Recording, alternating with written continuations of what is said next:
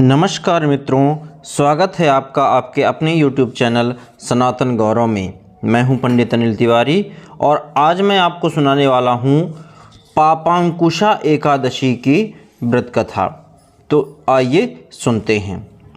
पापांकुशा एकादशी अश्विन मास के शुक्ल पक्ष की एकादशी कहलाती है। यह एकादशी पाप रूपी हाथी को महावत रूपी अंकुश से बेधने के कारण पापांकुशा कहलाती है।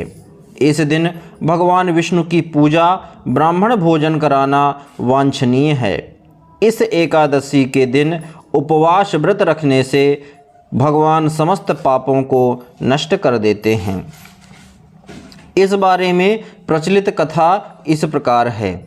विंध्य पर्वत पर एक महाक्रूर क्रोधन नाम का एक बहेलिया रहता था। उसने हिंसा, लूटपाट, मिथ्या भाषण तथा मद्यपान में ही अपनी पूरी जिंदगी बिता दिया। जीवन का अंतिम समय आया तब यमराज ने क्रोधन को एक दिन पूर्व दरबार में लाने हेतु दूतों को आज्ञा दी।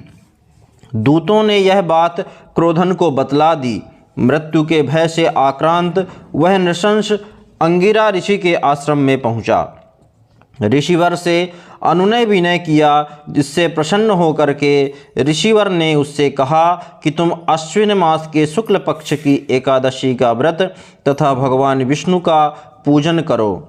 इस प्रकार महर्षि से इस व्रत की विधि जान करके व्याध ने विधि पूर्वक पूजन कर भगवत कृपा से भगवान विष्णु के लोक को प्राप्त किया और उधर यमदूत हाथ ही मलते रह गए।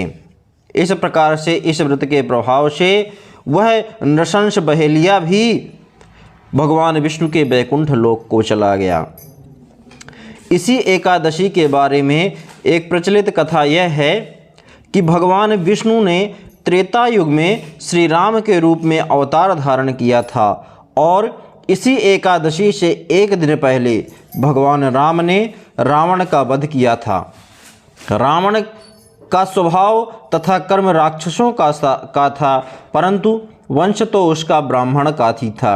अतः ब्रह्म हत्या के दोष के निवारणार्थ मर्यादा पुरुषोत्तम राम ने पापांकुशा एकादशी का व्रत अपनी पत्नी जानकी और भाई लक्ष्मण के साथ सभी भालू बंदरों ने भी इस व्रत को किया था, जिससे वे पाप रहित हो गए थे, अर्थात ब्रह्म हत्या के दोष से मुक्त हुए थे।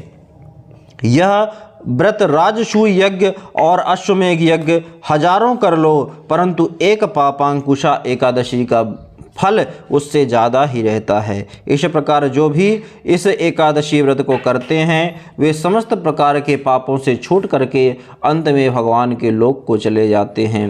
बोलिए श्री हरि भगवान की जय।